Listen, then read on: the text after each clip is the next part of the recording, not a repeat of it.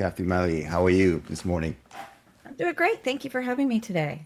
Thanks for joining me. Listen, I love the fact that you managed to finally get some time together and discuss talk shop.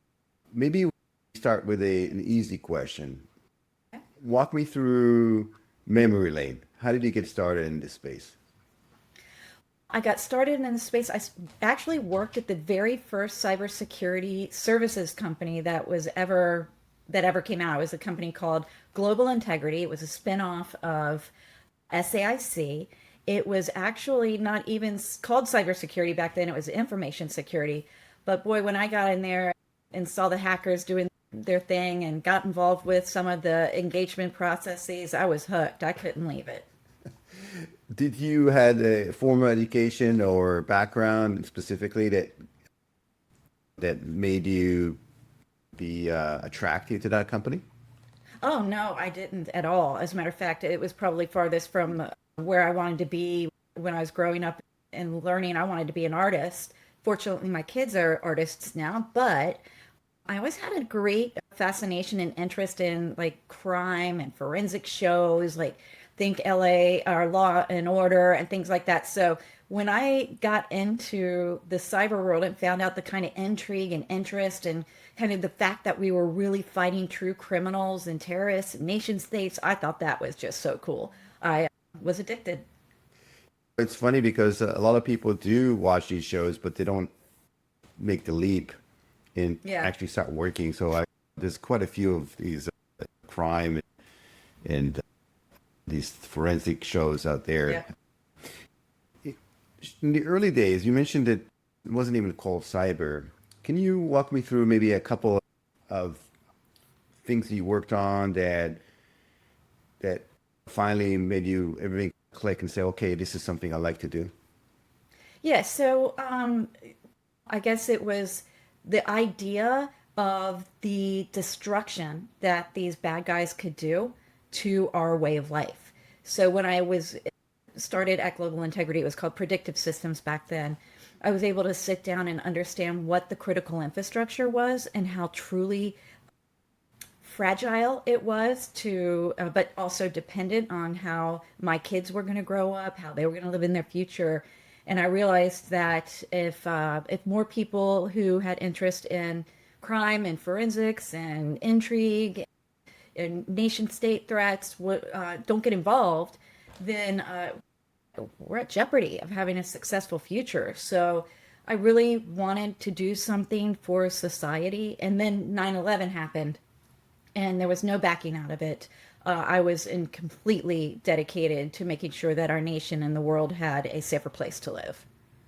Yeah, I believe 9/11 was a great shift in the collective mindset. It looks like there was an increase in uptake in people joining into forces and all walks of life. It's really interesting to maybe it's everything is cyclical. It seems like, right now there's interest, and then, according to the statistics, it's hard for the armed forces to get people that are qualified, Yeah. and maybe unfortunately, maybe this events like this are come every so many years, and then like everything in life is cyclical. So I believe we're kind of in a lull in that regards too.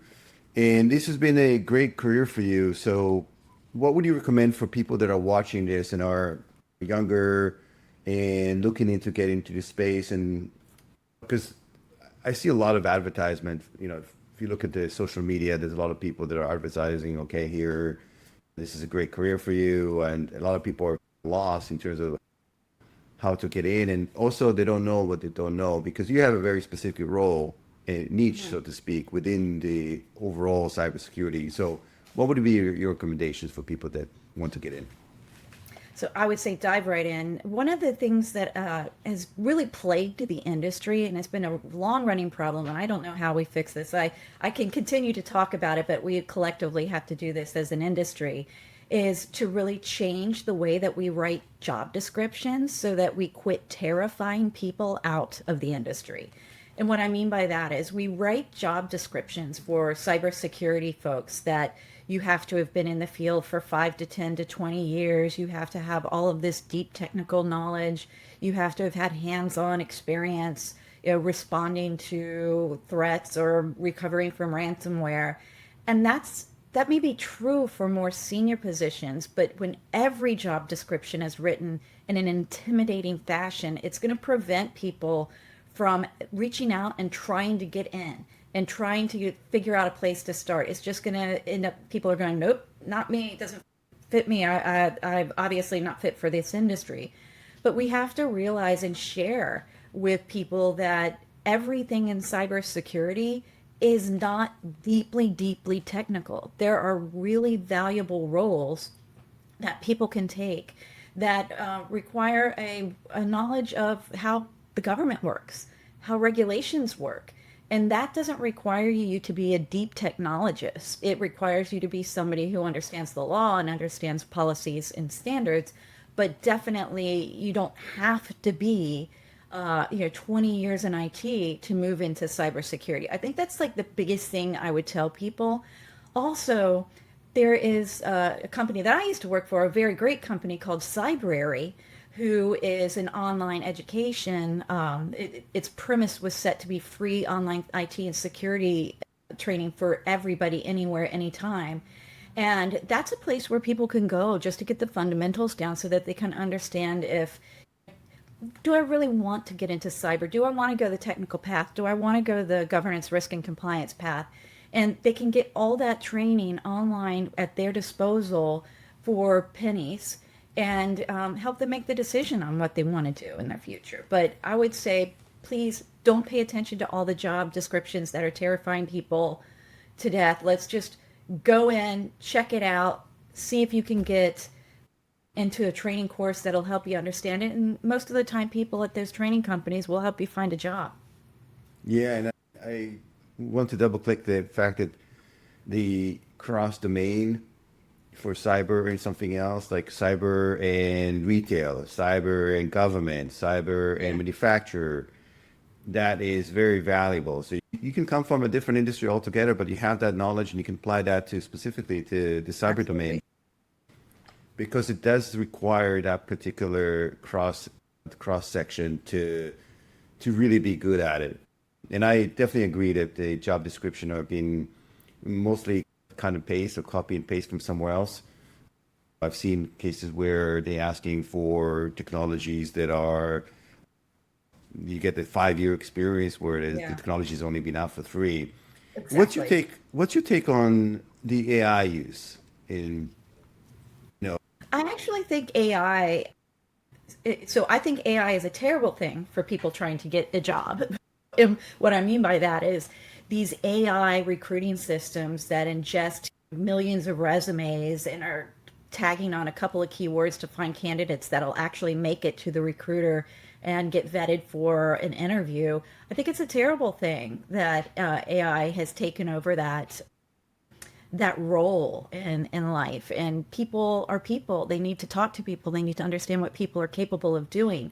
And I don't think AI is capable of doing that right now. So from a recruiting perspective, I get it. It lessens the load, meaning you have a bunch of resumes you got to get through and you need to get through them quickly and humans can't go through them as quickly. But AI also doesn't have human intuition that can talk to someone, vet them out, see if they have interest, see if they have the wherewithal to come into the industry and succeed, to see if they have interests. I think it's a terrible thing for candidates.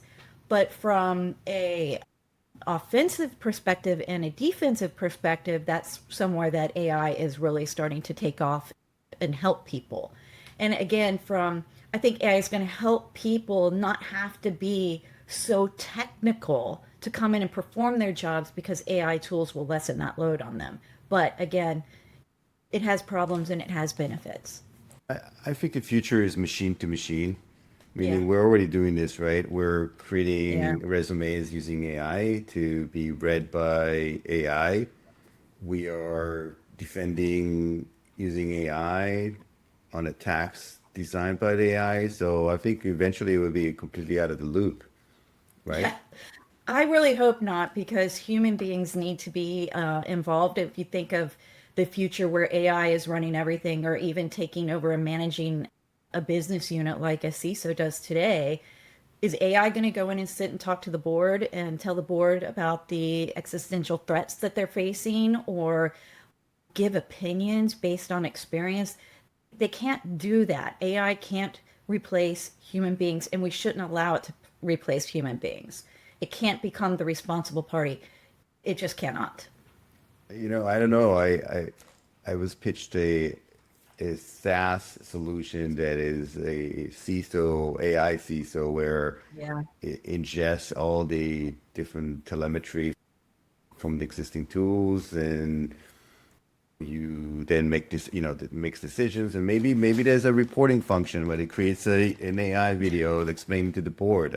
I don't know. They were boasting, saying that they're, from a decision making perspective, they're just as accurate, if not, more accurate and more successful than human being CISOs. I don't know if that's the case. That's what they're saying.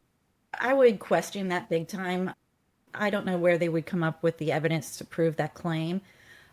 If their solution is being used in practical reality and that they've been able to benchmark and determine how much better decision making the AI application was making versus the CISO.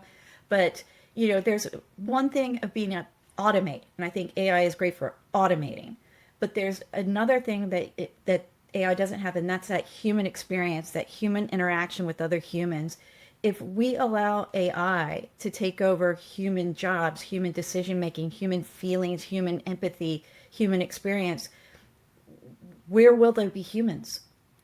So at the same point, you could say that about a board. We can replace a board with AI. They can make better practical decisions. It's just not something that I think is in the short term, nor should we allow it to happen. It's really crossing an ethical boundary about, I mean, what role do humans have in the workplace if the suggestion is that AI can do everything a human can? They're testing universal income, right, Kathy? We're Yeah. sitting home watching Netflix, YouTube, Yeah. and that's basically it. I think we're destined to. If you watch Wall E, I don't know if you remember, like, there's people Yeah. Oh, floating yeah. around with the screens. Maybe that's Yeah. myth. Maybe it's in But our look at what future. happened to the folks in Wally. They became depressed and lethargic. I think human communities and human beings need purpose. They need to contribute to a community. They don't need to outsource that. We need to thrive as a community and as a society and not outsource life to AI. If you don't mind, Kathy, since you're dabble in art and your children are artists, and so there's intersection of AI and art, where the one thing artists were trying to protect themselves because the AI will take whatever they did and regenerate. And I don't know where that stands. And I know there was a project with one of the universities where they were embedding a specific, almost like booby traps within JPEGs and files that when the AI is ingesting them to learn, it will crap out the LLM, like the learning process. It's almost like a way to Yeah. disable that ingestion. What are your thoughts about that? I think it is terrible that any AI learning system can ingest someone else's creation, someone else's art, someone else's writing, and then claim that for themselves as their knowledge base. We go back to what AI is learning from is human knowledge, human creativity, human expertise, human knowledge that is owned by us as human beings. And to abscond that and then take it and make it their own in a non-humanized way doesn't make sense. Art is about human feeling. It is about human love, human life. It isn't about what goes on inside the machinery that's going to create this next new piece of art or this fabulous new storyline to the next best video game out there. Those have to come from humans who are living those experiences and know what feelings are like and know what their heart tells them and knows what their passion is. The AI doesn't have that yet. And hopefully, as as humans, we don't allow it to happen. Maybe there's a way for us to compensate, just like every song that's being played on the radio from an artist, they get some sort of payback. And I know there's nothing stops it. We're running out of data to train these models. Yep. And so whether you like it or not, I think that anything that you create right now is being ingested. It's almost like inevitable. But maybe there's ways for us to put rails on it Well, somehow. it has to have rails. I mean, the suggestion is that AI is like another human that can ingest anything and do what they want to. We run the AI systems. We manage the AI systems. We create the AI systems, and it's up to us to apply ethical approaches to the use and the build of AI. And so we certainly cannot just let AI run free and do whatever it wants without having guardrails and without having governance over top of it. I had written an article about 5 years ago about the idea of evolutionary algorithmic computational approach to AI. And this is where we start talking about the Terminator type of stuff, right? Where the AI starts to think for itself, it starts to make decisions for itself, it starts to figure out through a Darwinian type of approach best ways of attack, or how to eliminate its enemies or something to that effect. And we can't let it get to that, because the threat would be we would be the threat to the AI, and applying its guardrails and applying its limitations and applying the constraints that at that point in time the AI system may have gained as some sort of level of understanding that it wouldn't want to be restrained. Some would argue that that train has already left the station, Yeah. meaning that because we're in the AI arms race, Yeah. and putting rails does not, I guess, does not, it's an inhibitor of innovation and all that. It's like by the time we stop, or it's just like nuclear weapons, right? Yep. We start creating, and then eventually countries decided to come together and stop it. But even now, the genie's out of the bottle. But it doesn't mean that we should stop and not pursue all of those guardrails, all of those governance principles, all of those regulations that should apply to AI. We should be doing that the same way we did with nuclear weapons when the genie was out of the bottle. We should never stop trying to do the right thing when it comes to the correct and ethical approach for AI. Yeah. And it's interesting because every day you come across this unbelievable new capabilities. So the latest I saw or I listened to songs being sang and written by AI, and they used to start just with electronic music, and now you hear vocals in any Yeah. language. It's Yeah. almost, and you can actually take your voice and turn it into using AI, turn it into like unbelievable type of music. Again, what the artist would do, aside from maybe lip syncing, because they will have to compete with an AI that maybe does it better. Maybe like they have more harmonics, like they know what clicks, because again, we modeling, what creates the most dopamine in our brains, right? And Yeah. what type of combinations and so on. So it's a tough competition out there. It really is. But again, my kids are artists and screenplay writers, and I just can't support AI taking over those roles. I can't support AI taking over where a human being should be responsible and engaged in society.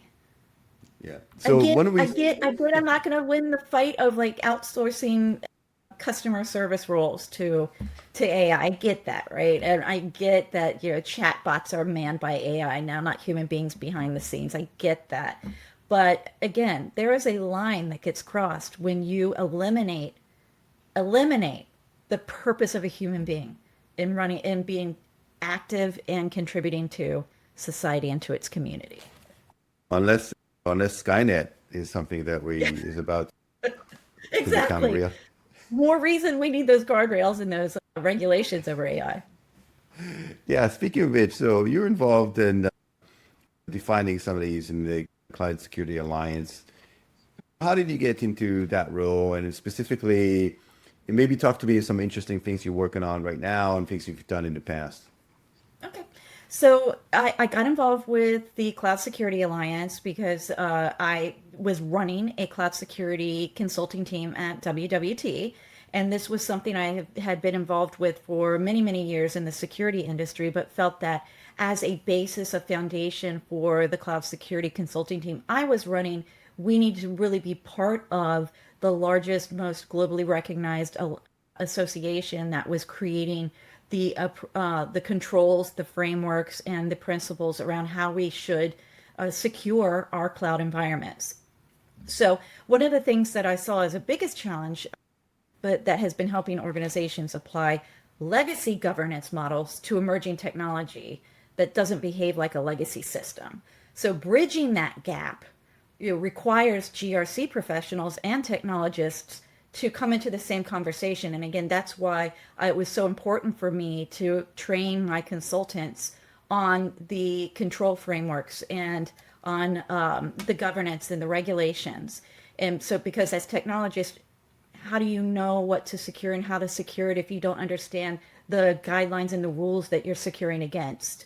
And anyway, so it's changing the profile of cyber talent too. But future professionals are going to need to be fluent in both compliance and innovation. I think that's why it's so important to be part of a community like CSA.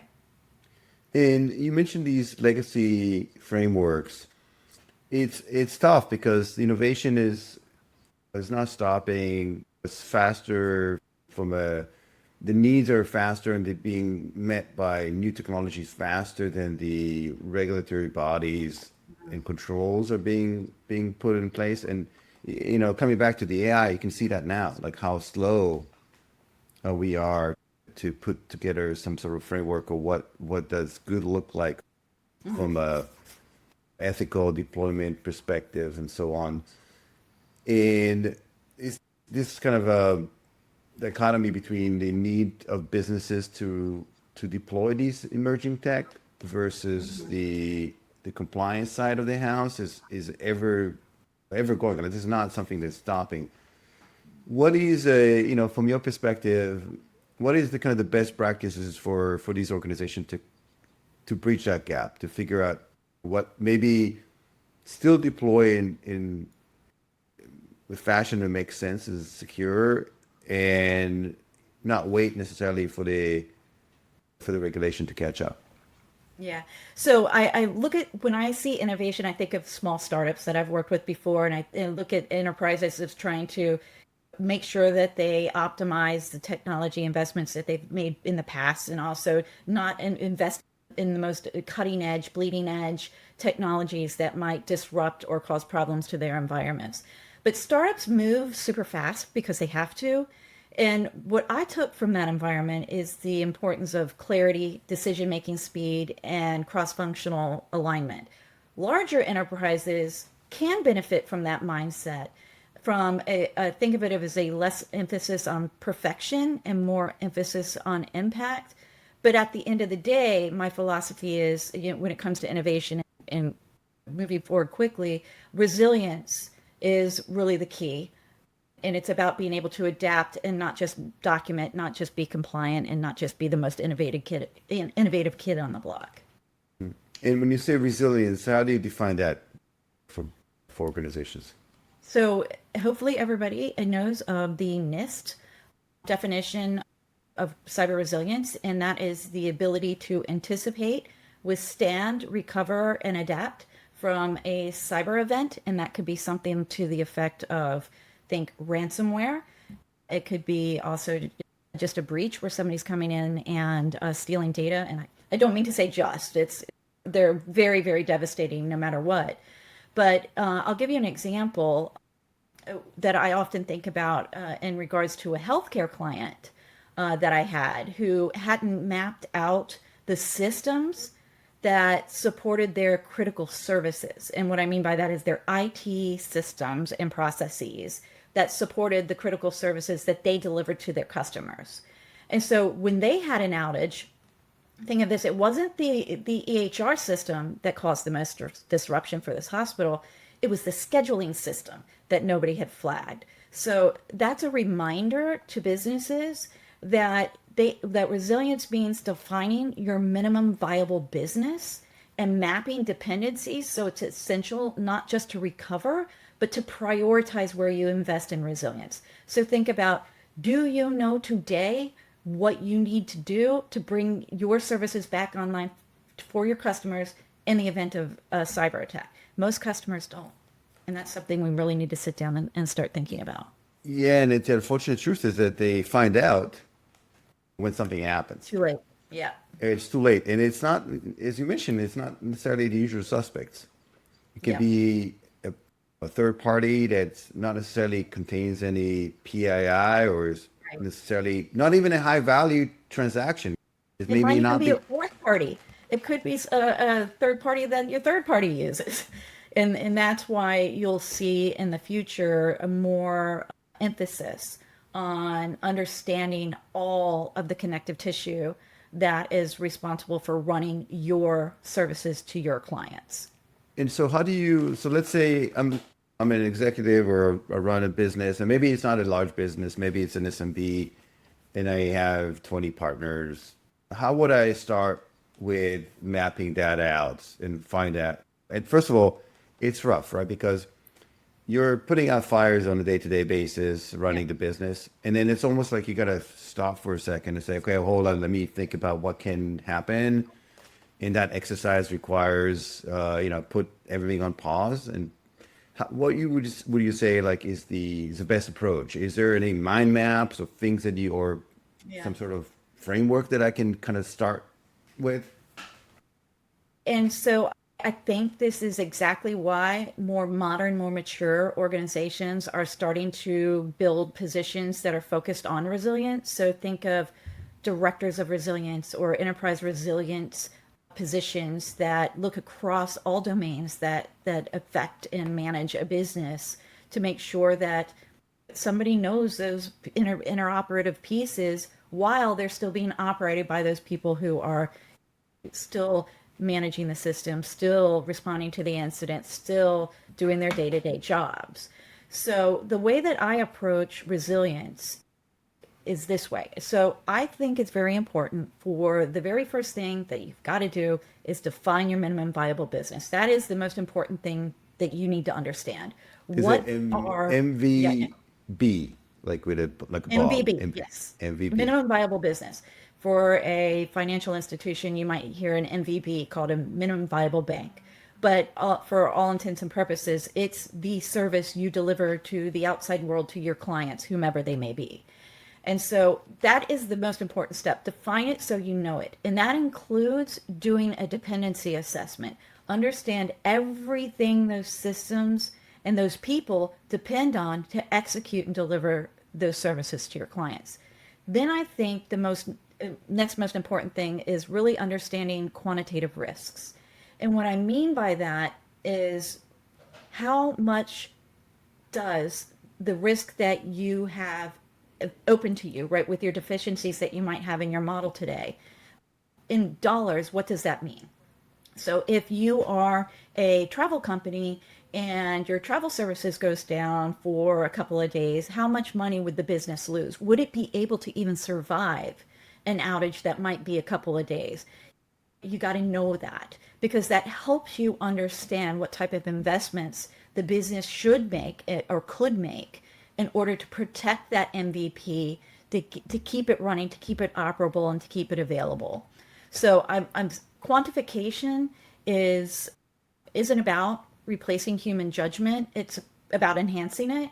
So think in regulated sectors like healthcare, putting numbers to risk that allows leadership to make it better, to make decisions under pressure. And it gives context to trade-offs and creates a shared language between technical and non-technical stakeholders that helps them make the best decisions for the business.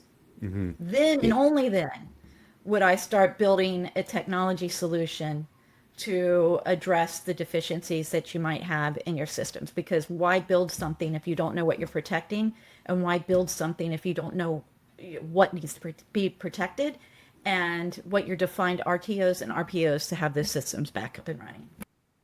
And then let's say you identify a critical path where you know this particular process or partner is really critical, and if that falls down, you're in trouble, meaning that you'll be out of business for a little while. What would you do to be able to protect yourself and maybe bounce back?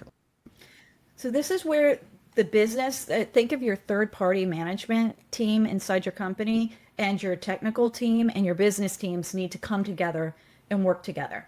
So if you are a technology, if you're a business and you've got a service that you're delivering, your technology team needs to understand how critical that service is to the overall business itself. And so they need to create protective systems, protective tissue around those systems that operate for that business. That they also need to understand all the third parties that are involved in that, all the fourth parties that are involved in helping run that service. Excuse me. That information needs to be shared with the third party management team or procurement so that when they are executing contracts with these third parties, that they are passing along the expectations of the business for what does uptime look like, what are RTOs, return to operations, what do those have to be, and they need to be consistent across the business, technology, and the third party. You can't have RTOs and RPOs and availability expectations of a third party that are lower than what the business has of IT. So all those three need to come together and put protections in place for the overall organization. I spent a couple of years a few years in the Air Force, and in aviation, there's this whole notion of redundancy. A 737 has, I believe, almost everything is redundant, and there's a ways for you to circumvent if something goes down, you turn another thing off. I mean, it might not be perfect, but it will definitely get you to your destination or at least land you in one piece. Is there a notion like this in business where maybe we have to look at critical path and say, okay, if this falls down, maybe we create like maybe not put all the eggs in one basket, maybe cut the contract in half and have yet another company does similar things, and just so we don't have to be in that situation. Well, that's definitely, as you mentioned, in the aviation industry is already in practical use, and it is for, think of data centers where you have multiple energy companies feeding power to those data centers so that if one goes down, the other one can still run the operations. And those are really critical business decisions that have to be made by the senior leadership teams, the C levels, and the boards. Is this system so critical that it cannot be down at all, ever? And if that is the case, you may want to have a hot environment for that service. But if there's a little bit, an hour or two, where the system can be down or fill in the blank, maybe you don't have to have a completely redundant system up and operational as a cutover, again, hot, to do that. But it's going to end up being a financial decision for the organization as well as a practical services bit discussion, because having two fully operational IT infrastructures, one that's just there as an insurance plan, is not always financially doable for most companies. And then on top of that, how do you define what the likelihood of things to happen? Nobody foresaw the pandemic, right? That was kind of the out of left field. And so, and sometimes those are like the unknowns, right? The black Right. swans. How Right. maybe do you define whether you should protect yourself from a black swan that can take your business down, or you should say, okay, what are the most likely scenarios, and then Yeah. protect yourself from those? Yeah, so there's equations that have been used for a long time in the security industry that help you figure that out. And it's, what is the threat? What are your vulnerabilities? And what are the likelihood of you being compromised?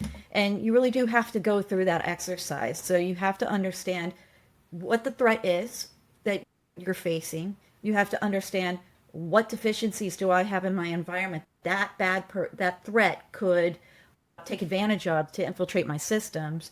And then what is the likelihood of it ever happening to you? Are you a true target of fill in the blank ransomware event that's been popular in the industry? Those are things that human beings need to analyze on a continuous basis and then determine where do they spend their money to shore up their infrastructure, their applications, and their processes to ensure that the worst does not happen. Yeah. And but if it does happen, that they can recover from it. Yeah, and it's interesting because the regulation is keeping up this critical infrastructure that requires certain controls to make sure, as you mentioned, like power companies, transportation, healthcare. There's all kinds of different ones that are required by law, by compliance to have some sort of controls in place, and then the EU has similar ones like the DORA, right, which is the Resiliency Act for financials. Do these regulations, do they help, or is it just cumbersome for these companies, or maybe we should be free for all capitalism? They should just do what the right thing for themselves. Yeah. What's your take on it? Unfortunately, this is probably going to be an unpopular response to some, but I'm an advocate of regulations. I think there are many corporations that would prioritize profit over doing the right thing. And a cyber event can be looked at as something similar to a fire or to a break-in or to it may not happen to me. And humans often get the that'll never happen to me approach. It's very often teenagers think, they're going to live forever. And that kind of naivety does still exist. And so the regulations are there to ensure that the companies do what is required to prevent the society and the critical infrastructure and the communities from falling down over, again, those naive assumptions that it'll never happen to me. So I am an advocate of regulations. I'm not an advocate of overdoing regulations, but I think that if we didn't have them, we would have the wild, wild west, and you'd see a lot more catastrophic impact from cyber threats that you see today. So it sounds like you definitely want to keep the minimum drinking age to 21. Yes. Don't change that. So, speaking of ransomware, I'd like to ask you this. You were, very vocal about saying that companies should not be paying these.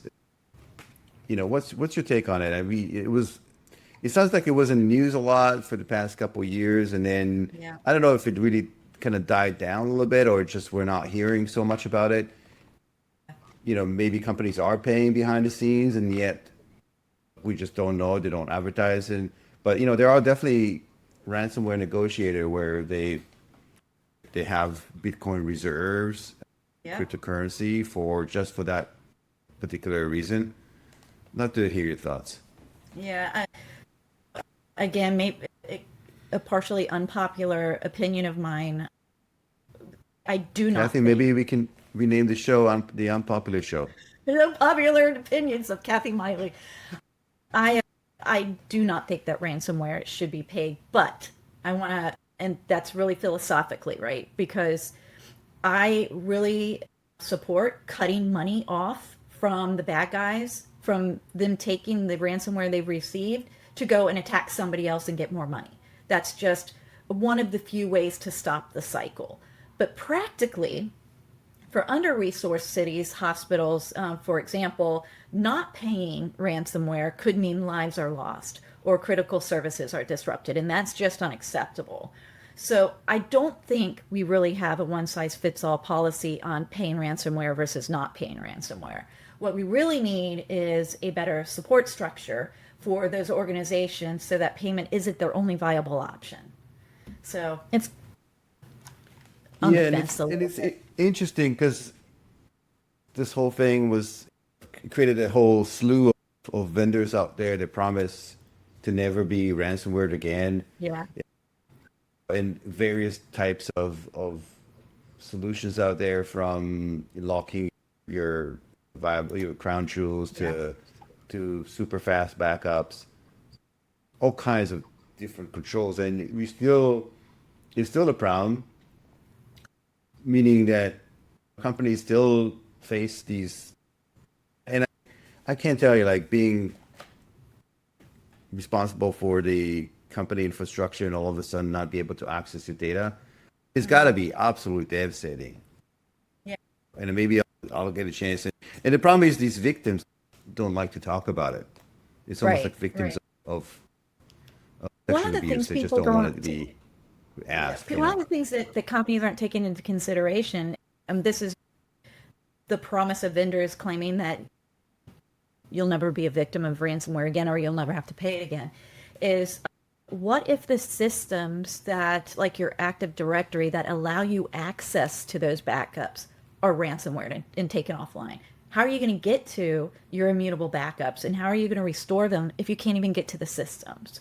So there's greater issues at play than just protecting the data in an immutable backup. You have to have all the processes laid out, all of the steps, all of the playbook understood on how you're going to bring your business back online. It isn't solely just making sure your data hasn't been encrypted by a bad guy. It may be safe, but you may not be able to get to it. yeah, it's really interesting. And I would also, you mentioned that this should be treated as an act of terrorism. I think Yes. it's one of the things that you've advocated for. And Yes. I don't know what to think about it. It's definitely maybe case by case basis, but if there's an outcome where somebody gets hurt, not just financially, but because we've seen this, we've seen cases where, as you mentioned, healthcare specifically, that operations were had to be postponed, and Yeah. maybe the outcome of that was death, right? Because there's some urgent operations. Yep. Yep. So it's not just healthcare. I mean, think of it from the energy sector.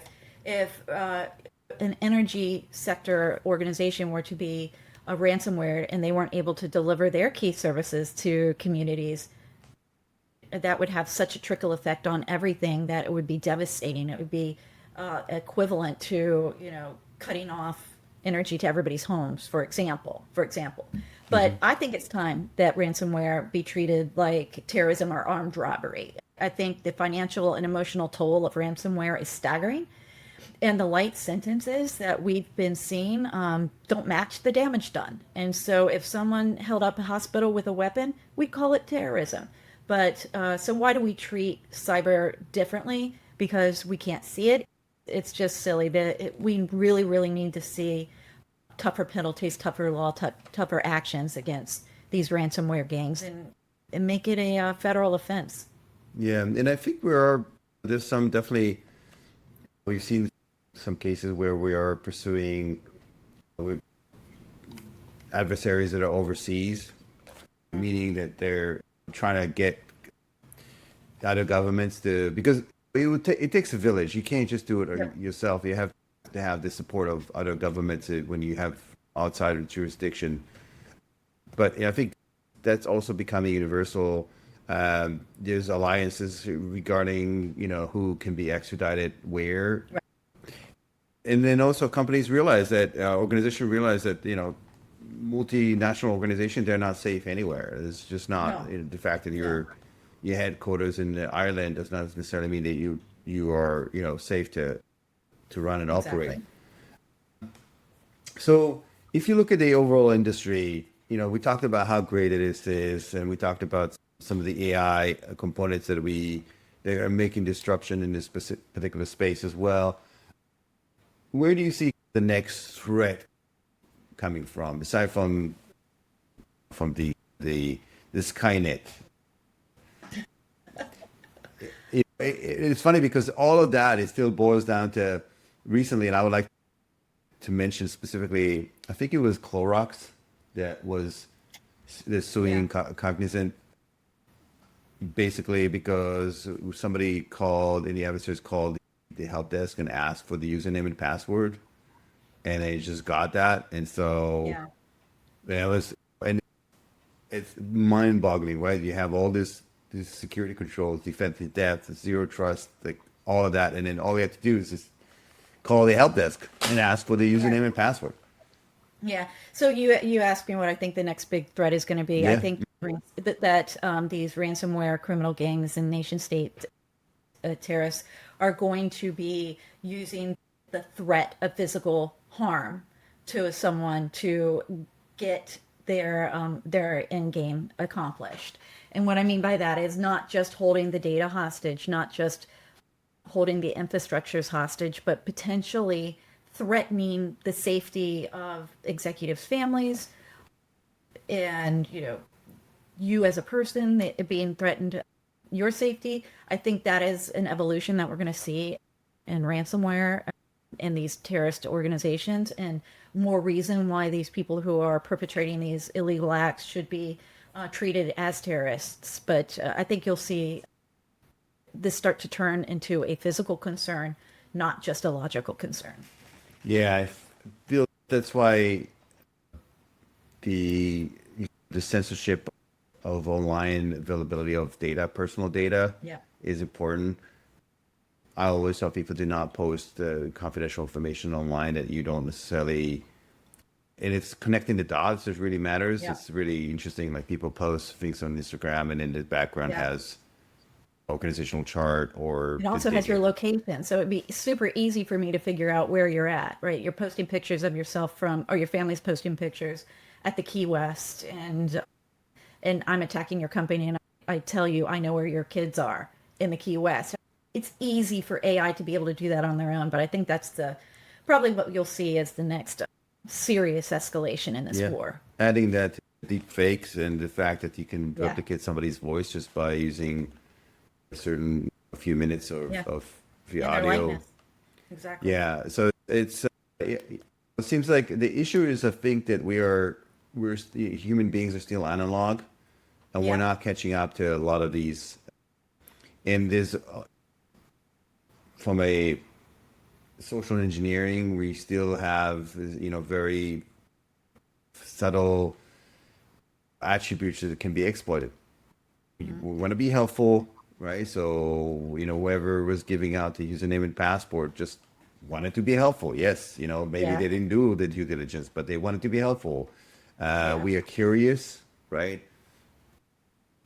They do all this training online to make sure that you don't get hacked. And, I can tell you, like, even how many times I get a phishing email that simulated a yeah, phishing email and I click on it because I'm running somewhere yeah. else and I'm like on my phone and I was like, Exactly. okay, it's almost, and I've been doing this for 20 years and I'm very skeptical about everything and I still Yeah, get hacked, or at least, yeah.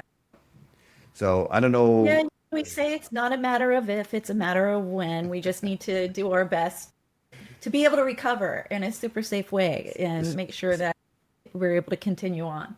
So Kathy, do you have a contingency plan with your family? Do you have a place you decide to gather if there's something happens, or alternative Absolutely. means of, And most alternative? importantly, we have generators. So, I'm very concerned about the power infrastructure and what that would do to our ability to survive as a society today. And so, yeah, we've definitely got our plans in place, You and I have would your own suggest everybody resiliency. get those in place. You have your own resiliency plan for Yes, we something. have a home resiliency plan. Yes. And it's funny, we joke around it, but it's something that should be considered. It's just like you described, that for out of power for even in a day or two, you'd be surprised. We're a creature of comfort. We can barely stand it without air condition. What would we do without refrigeration or Well, or being able to connect to the internet? It would be awful for yeah, our way of life. But have no, to we learn got to how think big to. things. Yeah, We have to learn how to pickle stuff. I think I know. yeah, that's basically it. So, Kathy, where do you go next? You just left a big role.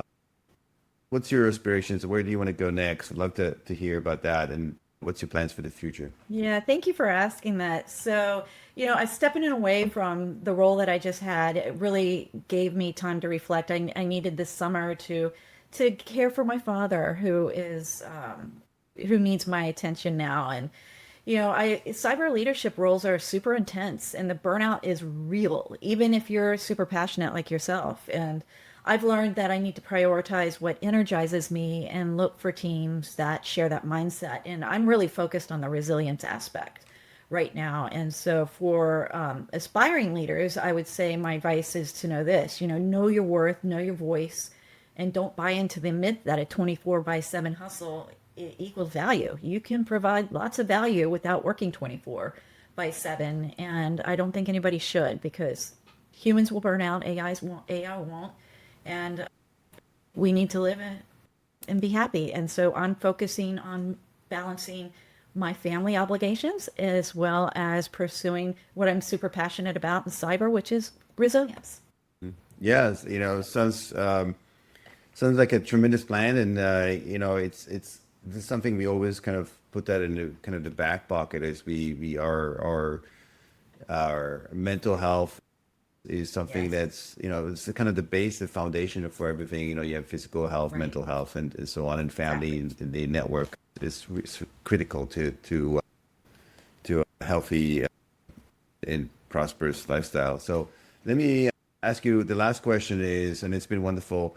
How is best for people to reach out to you to know more, to see where you're going next, and just to get in touch? Thank you for that. I'm always available on LinkedIn. So if you link at my LinkedIn profile is Kathie, Kathie Miley. And if you want to connect with me, that would be great. You can message me. I'm always checking LinkedIn. Fantastic. So Kathy, thank you very much for joining me today. Thank Much you. appreciated. Looking forward to see where you go next. And until then, for all those who join, stay safe online as well as Thank you. offline. And I'll see you Bye. next episode. Thank you very much.